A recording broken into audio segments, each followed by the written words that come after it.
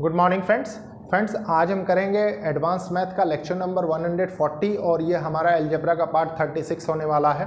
Friends आपने देखा कि कितने अच्छे तरीके से हमने 35 पार्ट्स कवर किए, जिसमें हमने ऑलमोस्ट पूरी अलजेब्रा फिनिश कर ली है। अब आज से मैंने जैसे आपसे को कहा था कि रिमाइंडर थ्योरम हम आज से स्टार्ट करेंगे, तो आज से हम देखेंगे। और रिमाइंडर थ्योरम को हिंदी में शेषफल प्रमेय भी बोलते हैं, तो जो बच्चे हिंदी मीडियम के में वो भी समझ सकते हैं। उसका रीज़न है प्यारे बच्चों, आप देख रहे हैं कि मैं एक सिस्टमेटिक वे में पढ़ाता हूँ प्लस सारी चीज़ें कवर करता हूँ। तो अगर आप सिस्टमेटिक वे में सारी चीज़ें सीखते चलते हैं तो आपको कोई कन्फ्यूज़न नहीं होती, प्लस आपका कॉन्फिडेंस ऑटोमेटिकली बूस्टअप होता चला जाता है। फ्रेंड्स ये एक इनिशिएटिव है उन स्टूडेंट्स के लिए जो कॉम्पिटिटिव एग्ज़ाम्स में कहीं ना कहीं क्वांटिटेटिव एप्टीट्यूड और मैथ से रिलेटेड पोर्शन फेस करते हैं, प्लस एक अच्छी अपॉर्चुनिटी उन स्टूडेंट्स के लिए है जो स्टूडेंट्स महंगी पढ़ाई अफोर्ड नहीं कर सकते।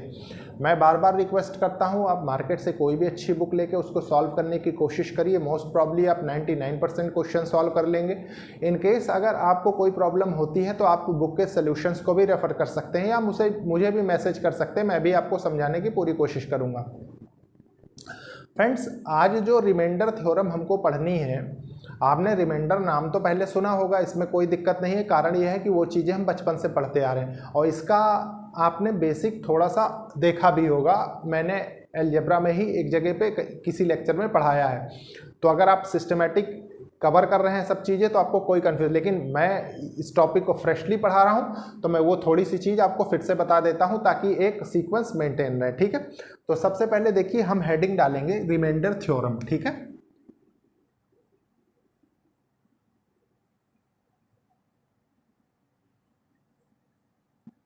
Remainder theorem.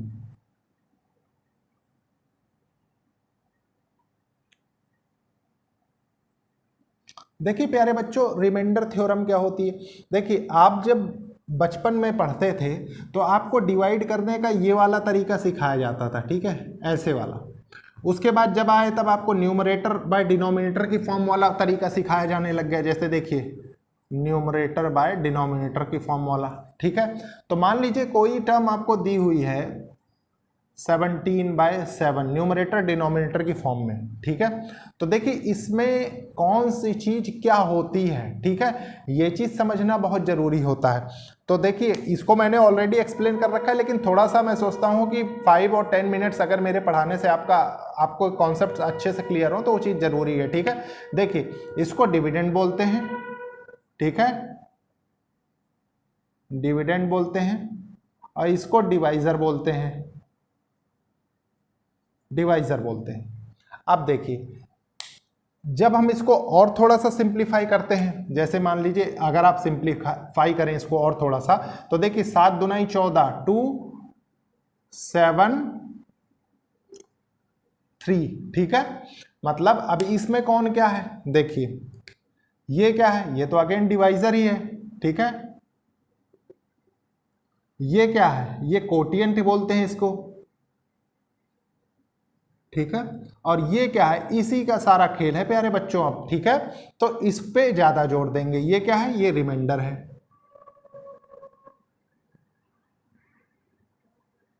रिमाइंडर। ठीक है, अब देखिए ये तरीके तो आपने जान लिए प्लस पहचान लिए किसको क्या बोलते हैं। ठीक है, अब मान लीजिए सेम क्वेश्चन मैं इसमें लेता हूं। ठीक है, देखिए मान लीजिए ये 17 है, इसको हमें 7 से डिवाइड करना है। ठीक है, देखिए आप जानते हैं बहुत इजीली, आपने बहुत बार किया भी होगा। देखिए 17 2 जा 14। ठीक है, 3 आ गया जब यहां से माइनस हुआ तो। अब देखिए आप इस पे लिख के समझ लीजिए, आपको और अच्छे से आ जाएगा। इसको क्या बोलते हैं, इसको अभी आपने देखा कि इसको हम डिवाइजर बोलते हैं। ठीक है, डिवाइजर बोलते हैं। इसको क्या बोलते हैं, इसको कोटिएंट बोलते हैं। इसको क्या बोलते हैं, इसको हम रिमाइंडर बोलते हैं। ठीक है, और इसको क्या बोलते हैं, इसको हम डिविडेंड बोलते हैं। ठीक है, डिविडेंड, डिविडेंड। अब देखिए आपके पास हर फॉर्मेट में चीजें समझा दी गई। ठीक है, अब यहां से आपको कोई कंफ्यूजन नहीं होनी चाहिए। अब देखिए अब हमारे पास क्वेश्चंस किस किस टाइप से फ्रेम होते चले जाते हैं वो चीज़ें हमको सीखनी है, ठीक है। तो सबसे पहले मैं इसी का एक फॉर्मेट लेता हूं। मान लीजिए आपने लिया, यहां से स्टार्ट करते हैं हम। देखिए मान लीजिए आपके पास आया ऐसे 17/7, ठीक है। तो आप एक चीज बताइए, थोड़ी देर इसको गौर करिए कि अगर यहां पे, ठीक है, मतलब कोई ऐसा नंबर होता जो कि इसका कंप्लीट मल्टीपल होता, मतलब डिविजिबल होता कंप्लीटली, ठीक है, तो क्या होता, तो ऑटोमेटिकली रिमाइंडर 0 हो जाता है कि नहीं। अब देखिए अगर ये चीज पॉसिबल नहीं है तो और क्या हो सकता है। देखिए मान लीजिए ये है न्यूमरेटर डिनोमिनेटर की फॉर्म में, ठीक है, अगेन डिवाइजर डिविडेंड। अब देखिए मान लीजिए आपने देखा कि इसका रिमाइंडर कितना 3 आ रहा है, ठीक है। 3 कब आएगा, देखिए इसको ऐसे ना समझ के एक तरीके से आप और बहुत अच्छे से समझ सकते हैं। कैसे, मैं बताता हूं सबसे अच्छा तरीका, बेस्ट वे। देखिए मान लीजिए 17 है, ठीक है, इसको हमें 7 से डिवाइड करना है, तो इधर रखते हैं हम, इधर रखते हैं, ठीक है। तो हमें क्या होता है कि एक ऐसा मल्टीपल ढूंढना है, ऐसा नंबर ढूंढना है जितने बार ये जाए और ये कंप्लीट डिवाइड हो जाए, और एक तो जस्ट इसके पहले वाला नंबर हो और एक जस्ट इसके बाद वाला नंबर हो। कैसे, देखिए अगर आप गौर करिए कि 7 2 जा 14 होता है, 2 जा 14, ठीक है, तो 14 हो गया। अब देखिए उसके बीच में कोई नंबर नहीं आएगा, सिर्फ ये नंबर आएगा, और 7 3 जा 21 होता है, तो 3 जा 21 हो गया, ठीक है। अब देखिए 21 से अगर आपको 17 पे आना है, ठीक है, 21 से आपको 17 पे आना है, तो आपको क्या करना पड़ेगा, -4 करना पड़ेगा, है कि नहीं। और देखिए अगर 14 से 17 में जाना पड़ेगा तो क्या करना पड़ेगा, तो आपको इसमें क्या 14 में +3 करना पड़ेगा, है कि नहीं। अब देखिए ऐसे नंबर अगर आप साइन को हटा दें, थोड़ी देर सोच के देखिए, तो इन दोनों का सम ऑलवेज कितना होगा, इसके बराबर होगा, ठीक है, ये हो गया। और सारा खेल किसका है, सारा खेल सिर्फ इसका है, ठीक है, रिमाइंडर का। अब देखिए कैसे, मैं बताता हूं। मान लीजिए देखिए 7 दूनी 14 हो गया, इसमें 3 जोड़ा आपने तो 17 मिल गया, 7 3 21 हो गया, इसमें 4 घटा दिए तो 17 हो, मतलब ये नंबर आपका इधर से ऐड कर दीजिए, इधर से प्लस कर दीजिए तो मिल जाता है, ठीक है।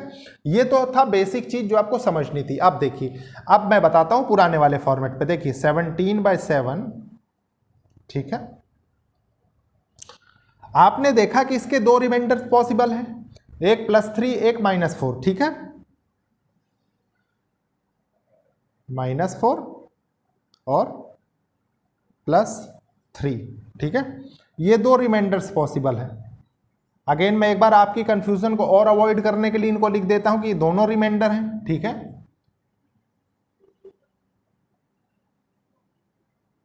प्यारे बच्चों जब आपने इतना सीख लिया, ठीक है, तो एक छोटी सी चीज और ध्यान रखिए, क्या कि ऑलवेज जो क्वेश्चन का सेंस बनता है, जिस पे क्वेश्चन फ्रेम होता है, ठीक है, वो कोशिश करते हैं हम कि वो पॉजिटिव रिमाइंडर ही ऑलवेज हो, ठीक है। अभी तक जो क्वेश्चंस देखे गए वो ऐसे ही देखे गए, ठीक है। तो ऑलवेज जैसे मान लीजिए कभी भी आपके पास इसका रिमाइंडर पूछा जाए तो मान लीजिए -4 है तो +3 मार्क करेंगे। कैसे, आप जानते हैं कि 7 -4 कर देंगे तो 3 आ जाएगा, ठीक है, इस तरीके से। अब प्यारे बच्चों जब इतना अच्छे से आप ये चीज समझ चुके हैं तो अब कुछ और एग्जांपल्स इस पे देखते हैं, ठीक है, ताकि आपकी कॉन्सेप्चुअल क्लैरिटी और अच्छी होती चली जाए। देखिए मान लीजिए आपके पास दिया हुआ है 13/9, ठीक है। अब इसके रिमाइंडर आपको फाइंड करने हैं, तो देखिए आपने क्या किया, 9 1 जा 9 होता है, ठीक है, 9 1 जा 9, तो 9 में कितना ऐड करेंगे कि 13 आ जाए, तो +4 ऐड करेंगे, ठीक है। तो एक रिमाइंडर तो +4 इसका पॉसिबल है, ठीक है। और एक रिमाइंडर क्या पॉसिबल है, देखिए 9 दून 18 इसके आगे वाला, ठीक है। तो 18 से 13 में आने के लिए उल्टा आ रहे ना हम, तो कितना हो जाएगा -5। और देखिए ये दोनों तो रिमाइंडर हो गए, एक पॉजिटिव में हो गया, एक नेगेटिव में हो गया, ठीक है। और ये दोनों ही रिमाइंडर पॉसिबल है, इसमें कोई दिक्कत नहीं है। उसके बाद देखिए जो क्वेश्चन का सेंस चलता है वो ऑलवेज किस तरफ, पॉजिटिव की ओर चलता है। इसको ऐसे ना लिख के, अगर आप लिखने का तरीका ऐसे रखें इस वाले फॉर्मेट में, तब भी कोई दिक्कत नहीं है। आप खुद देखिए 13/9। तो सबसे पहले देखिए ये एक बार जाएगा, ये बीच में आना चाहिए। मैंने कहा ना जस्ट मल्टीपल हमको ढूंढने हैं जिसके बीच में ये नंबर आए। तो देखिए 9 1 जा 9 एक बार जाएगा, ठीक है, 9 1 जा 9 जाएगा। और इधर कितना जाएगा, 9 2 जा 18 जाएगा, 18 गया। तो 18 से जब आप पीछे आए और ये 9 1 जा 9 गया, तो जब आप देखिए 18 से पीछे आए तो ये -5 हो गया, और जब 9 में +4 आपने ऐड कर दिया तो 13 आ गया। मतलब दोनों तरीके से आपने 13 पा लिया, ठीक है। तो ये दोनों क्या हो गए, ये दोनों आपके पास रिमाइंडर निकल के आते हैं कि अगर ये ना हो के ये हुए होते तो, ठीक है। कंप्लीट मल्टीपल में यहाँ से अगर आप निकालते तो 13 आपके पास आता है, ठीक है। तो ये चीज़ समझने वाली थी, बस यही चीज़ ध्यान रखनी है, ठीक है। रिमाइंडर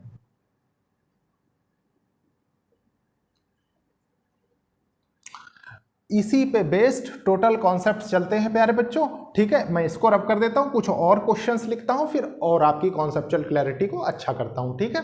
देखिए प्यारे बच्चों कुछ और एग्जांपल्स देखते हैं। देखिए मान लीजिए आपको दिया हुआ है 45 / 7, ठीक है। तो इसके क्या क्या रिमाइंडर्स पॉसिबल हैं, तो देखिए इसका क्लोजेस्ट मल्टीपल एक छोटा एक बड़ा, ठीक है, 7 का। तो सबसे पहले देखिए 7 6 जा 42 होता है, 42 आपने देखा, ठीक है। तो 42 से ये कितना बड़ा है, 42 से +3 बड़ा है, ठीक है। इसके बाद देखिए इसके जस्ट बाद वाला तो क्या होता है, 49 होता है, ठीक है। अभी अभी मैंने आपको बताया 49 से 45 में आने के लिए आपको क्या करना पड़ेगा, -4 करना पड़ेगा, ठीक है। और आप देखिए कि इन दोनों का सम कितना होगा, 4 और 3 का 7 हो जाएगा, ठीक है। रिमाइंडर इसमें क्या कहलाएगा, रिमाइंडर मैंने आपको बताया ना कि आंसर ऑलवेज पॉजिटिव सेंस वाला ही होगा, ठीक है। देखिए ये आपने देखा। इसके बाद एक और एग्जांपल देखते हैं। देखिए मान लीजिए आपको दे रखा है 67/13, ठीक है। इसमें क्या क्या रिमाइंडर्स पॉसिबल हैं, तो देखिए रिमाइंडर तो एक ही आएगा, पॉसिबल सबसे पहले मैंने बताया ना कि जो 13 के मल्टीपल जिसमें ये बीच में आए जस्ट मल्टीपल्स आपको चाहिए, ठीक है। तो 13 × 5 = 65 होता है, 65, ठीक है। 13 × 78 होता है, ठीक है। ये देखिए ये 5 टाइम्स गया है, ये 6 टाइम्स गया है। अब इसके बाद आप रिमाइंडर कैसे निकालेंगे, रिमाइंडर देखिए आप यहाँ से यहाँ आएंगे तो आपको +2 करना पड़ेगा, और यहाँ से यहाँ आएंगे तो कितना करना पड़ेगा, -11, ठीक है। तो आप जब लिखेंगे इसको देखिए 67/13, ठीक है, 11 है ये। देखिए अब इसके बाद मैं डायरेक्ट लूंगा क्योंकि आप प्रोसेस अच्छे से समझ चुके हैं, ठीक है। तो ये क्या हो गया, एक रिमाइंडर हो गया +2 और एक हो गया -11, और आंसर क्या होगा, आंसर ये हो जाएगा, ठीक है। आप देखिए ये आपने सीखा। इसके बाद अब हमें ऐसे समझने की जरूरत है, अब सिंपली समझेंगे। देखिए मान लीजिए आपको दिया है 37/12, ठीक है। तो मैंने कहा ना इसका एक छोटा मल्टीपल, ठीक है, जिसमें ये बीच में आए जस्ट, देखिए क्या है, 12 × 36 होता है, 36 हो गया, ठीक है। ये लिखने की अब हमको जरूरत नहीं है, ठीक है। अब हम डायरेक्टली करेंगे। तो 36 से 37 के लिए कितना होगा, +1 जाना पड़ेगा, ठीक है। और आप प्यारे बच्चों एक चीज ध्यान रखिए कि ऑलवेज रिमाइंडर का सम डिनोमिनेटर के बराबर होता है, मैंने आपको बता दिया है, ठीक है। यह डिवाइजर के बराबर होता है, ये भी मैंने आपको बता दिया है। तो जिस भी लैंग्वेज में आपको समझना हो, तो +1 है तो ये कितना हो जाएगी, -11 हो जाएगा, ठीक है। अब देखिए इसके बाद एक नेक्स्ट क्वेश्चन, और आंसर क्या होगा, आंसर ये हो जाएगा। अब देखिए नेक्स्ट क्वेश्चन लेते हैं हम। मान लीजिए हमारे पास है 102 डिवाइडेड बाय 11, ठीक है। तो देखिए अब बहुत इजी लगने लग जाएगा आपको। कैसे? 11 9 जा 99 होता है, और 99 से 2 आने में 3 ऐड करना पड़ेगा +3, और आपको मैंने बताया है कि इन दोनों का सम जो होता है वो इसके बराबर होता है, ठीक है। तो ये कितना हो जाएगा? -8 हो जाएगा, और आंसर क्या हो जाएगा? आंसर +3 हो जाएगा, ठीक है। अब अगेन देखिए, नेक्स्ट क्वेश्चन देखते हैं। देखिए, मान लीजिए आपके पास दिया हुआ है 93 9, ठीक है। तो 9 10 जा 90 होता है, 90 इसके जस्ट पहले वाला हो गया। तो यहां पे रिमाइंडर 90 से 3 में जाने के लिए क्या करना पड़ेगा? +3 ऐड करना पड़ेगा, ठीक है। और आपको मैंने क्या बताया है कि इन दोनों का सम इसके बराबर होगा, ठीक है। तो ये कितना हो जाएगा? -6 हो जाएगा। अब देखिए आपका आंसर क्या होगा? आंसर ये हो जाएगा। ये तो प्यारे बच्चों हुआ कंप्लीट डिविजिबल वाला, जैसे आपने देखा। अब मान लीजिए एक थोड़ा सा और क्वेश्चन समझेंगे, ठीक है। इसको बहुत गौर से समझेंगे। मान लीजिए बहुत छोटे प्रॉब्लम से, इसीलिए मैं बता रहा हूं इसको। मान लीजिए आपको दिया हुआ है 3/5, ठीक है। इसका रिमाइंडर पूछे आपसे, तो इसका रिमाइंडर आप क्या करेंगे? देखिए, इसको समझने के लिए एक चीज समझिए। मैंने आपको इसीलिए ये वाला फॉर्मेट अभी बताया था, ठीक है। मान लीजिए ये 0 है, 0 डिवाइडेड बाय अगर मैं 5 करूं, ठीक है, तो 5 0 जा 0 जाएगा। मतलब अगर यहाँ पे 0 टाइम्स जाएगा तभी तो यहाँ 0 आएगा, और फिर एक कैंसिल होकर 0 रिमाइंडर आएगा, ठीक है। यही फॉर्मेट बनता है हमारे पास, ठीक है, स्टैंडर्ड फॉर्मेट। अब इसमें देखिए ये कंप्लीटली एक बार भी नहीं जा रहा है, ठीक है। तो इसका मतलब क्या है कि डिनोमिनेटर को हमें 0 टाइम्स सबसे पहले ले जाना पड़ेगा, ठीक है। तो मान लीजिए हम 0 टाइम्स लेके जाएं, सेम फॉर्मेट सबसे पहले ऐसे देखें। मान लीजिए 0 टाइम्स लेके जाएं हम, ठीक है, यहाँ से, और इसके बाद जस्ट 5 1 जा 5 होता है, यहाँ पे 5 टाइम्स जाए। तो आप देखिए इससे 0 से 3 कैसे बनेगा? जब इसमें +3 ऐड कर दिया जाएगा, ठीक है। और 5 से 3 कैसे आएगा? जब इसमें -2 कर दिया जाए। तो यहाँ से रिमाइंडर देखिए 3/5 का रिमाइंडर क्या आ गया? एक तो आ गया आपके पास +3, ठीक है, एक आ गया -2, और इन दोनों का सम देखिए इसके बराबर है। और आंसर इसका क्या होगा? आंसर इसका ये हो जाएगा, ठीक है। आप देखिए इसी पे बेस्ड नेक्स्ट क्वेश्चन देखते हैं। देखिए, मान लीजिए आपके पास, थोड़ा सा मैं पार्टीशन कर देता हूं जिसलिए आपको कंफ्यूजन ना हो, ठीक है। देखिए, मान लीजिए आपके पास आ गया एक क्वेश्चन, रिमाइंडर बताना है आपको 7/11 का, ठीक है। तो अगेन देखिए यही फॉर्मेट।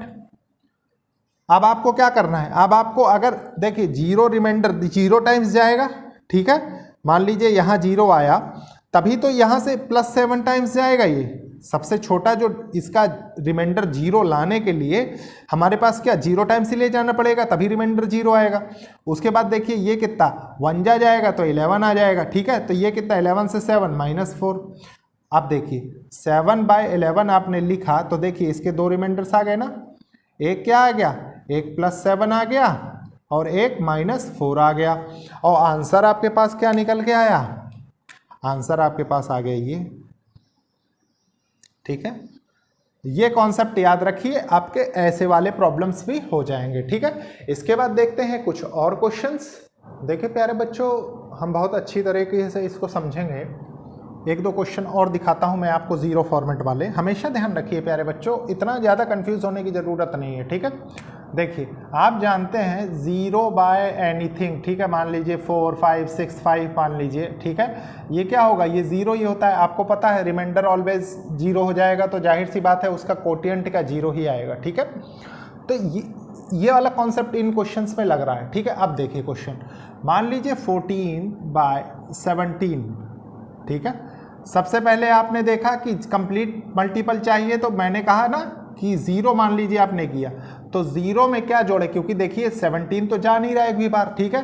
तो इसमें क्या क्या होगा, देखिए इसमें प्लस 14 हो जाएगा, ठीक है। और देखिए इधर मान लीजिए इसके जस्ट बाद वाला 17, तो ये कब आएगा, ये जब इसमें -3 कर देंगे, है कि नहीं, -3 कर देंगे तो 14 आ जाएगा। तो देखिए 14/17 के रिमाइंडर क्या क्या होंगे, एक तो +14 हो जाएगा और एक क्या होगा, एक -3 हो जाएगा। आंसर क्या होगा, आंसर 14 होगा, ठीक है। हमेशा इस फॉर्मेट को ध्यान रखिए, सारे कॉन्सेप्ट्स आपके क्लियर रहेंगे, क्योंकि 0 वाले में बहुत से बच्चे कंफ्यूज हो जाते हैं, ठीक है। आप देखिए एक और क्वेश्चन में लेके आपको बताता हूं। मान लीजिए आपको दिया हुआ है 7/13, ठीक है। अगेन देखिए ये एक भी बार नहीं जा रहा है, तो इसका मतलब इसको 0 टाइम्स लेके जाएंगे, तो 0 टाइम्स लेके जाएंगे तो 0 से अगर 7 तक आना है हमको, ठीक है, तो इसमें क्या करना पड़ेगा, +7, ठीक है। अगेन इसके जस्ट बाद वाला 13, ठीक है, 13 से 7 आना है तो क्या होगा, 6 हो जाएगा, ठीक है, 6। अब देखिए 17/13 के रिमाइंडर्स जो निकल के आए वो क्या आए, दोनों आपके पास एक तो +7 आ गया और एक आ गया -6, ठीक है। और आंसर क्या होगा, आंसर होगा +7, ठीक है। 0 बाय एनीथिंग इज 0, ठीक है, ये कॉन्सेप्ट लग रहा है। अब इसके बाद देखिए क्या है, अगेन मान लीजिए आपको दिया हुआ है 13/14, ठीक है। अगेन देखिए ये कंप्लीट एक भी बार नहीं जा रहा है, तो 0 टाइम्स जाएगा, तो यहाँ पे 0 आ गया और फिर इसके जस्ट बाद वाला 14 हो गया, तो 0 से 13 जाने के लिए +13 करना पड़ेगा आपको रिमाइंडर, ठीक है। और इससे 13 पे आने के लिए -1 करना पड़ेगा, तो 13/14, ठीक है। इसके रिमाइंडर क्या क्या आ सकते हैं, +13 और -1, ठीक है।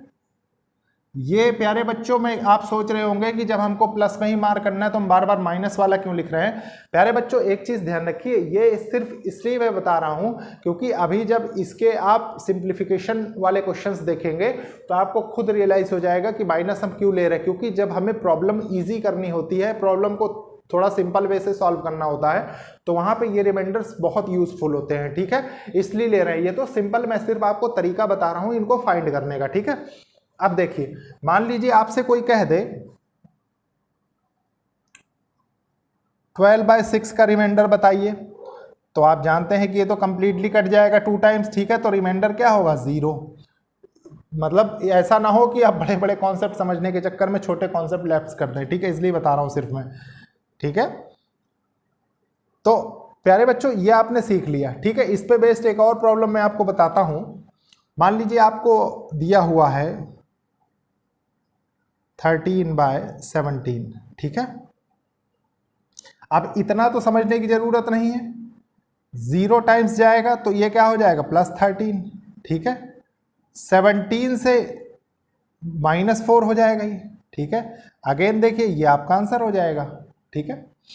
तो क्वेश्चन किसी भी टाइप का आ जाए, अब आप रिमाइंडर थ्योरम पे आपकी अप्रोच अच्छी हो चुकी होगी, मुझे ऐसा लगता है। अब नेक्स्ट लेक्चर में हम देखेंगे इस पे बेस्ड किस टाइप के प्रॉब्लम्स एग्जाम में पूछे जाते हैं। ये ऐसे प्रॉब्लम्स भी आते हैं एग्जाम में और एडवांस लेवल के प्रॉब्लम आते हैं, और सबसे एडवांस लेवल के वर्ड्स प्रॉब्लम जो कॉम्पिटिटिव एग्जाम से मोस्ट प्रॉब्ली देखे जाते हैं। देखिए अगर आपने बेस अच्छा नहीं रखा तो ऑटोमेटिकली आप वो क्वेश्चन नहीं हैंडल कर पाएंगे। तो आपने देखा कि आपके बेस पे कितना वर्क मैं करता हूं, ठीक है। तो लेक्चर को लाइक शेयर सब्सक्राइब करिए और कोशिश करिए कि जरूरतमंद स्टूडेंट्स तक ये लेक्चर्स पहुंचे। ओके, थैंक यू बच्चों।